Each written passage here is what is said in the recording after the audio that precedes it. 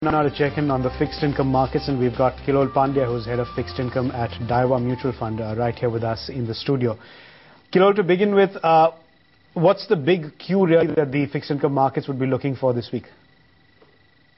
No real trigger actually, but a lot of macros are going to be watched. We continue to take a look at how our liquidity is panning out.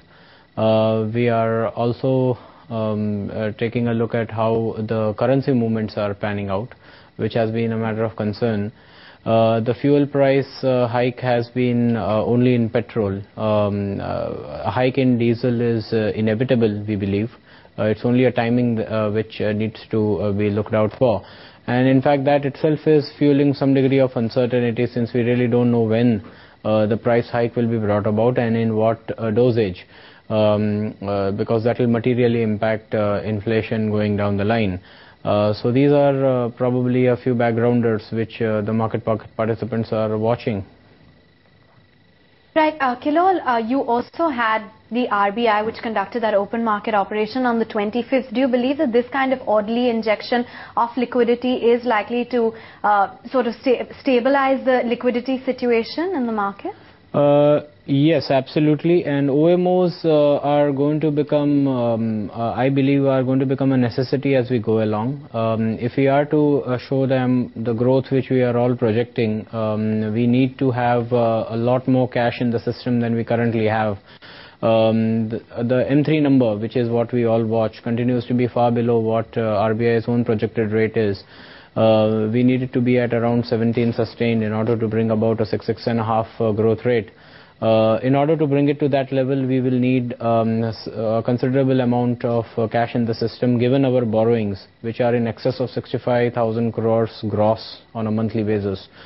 We will need cash, so I believe OMOs are going to become a kind of fixity as we go along. At least they should be a fixed part of the markets as we go along.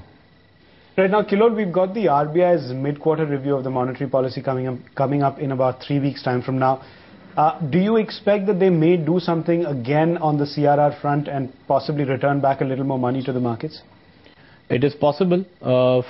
Strictly speaking, from the liquidity perspective, OMOs and CRR cuts have an identical impact. The only difference is that a CRR cut is a one-time injection, and OMOs are, kind of phased over a period of time. They lend more order and more. It's in a more systematic manner. On the other hand, it is also possible that RBI may choose to engage in some kind of, sequencing of CRR cuts. Maybe 25 bips now, some more little later down the line. From the liquidity perspective, as I mentioned, the system needs cash. And it'll need it over a period of time, not just at one go. From that perspective, I believe the OMO route is a more efficient route rather than a CRR cut. However, having said that, in case the situation demands it, I believe RBI will not be averse to using both. So after having said that, OMOs are now going to become a necessity going forward, what's the yield curve picture that you're looking at for the short to medium term?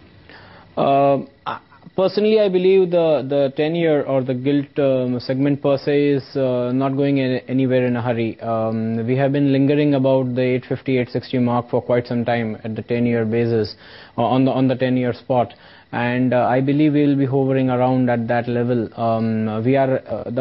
From a technical perspective, the market is awaiting a new 10-year benchmark to be announced. As and when that happens, there will be some degree of an adjustment. Overlooking that, going beyond that, I believe the market will continue to hover in the 845 to 865 range with a short to medium term perspective.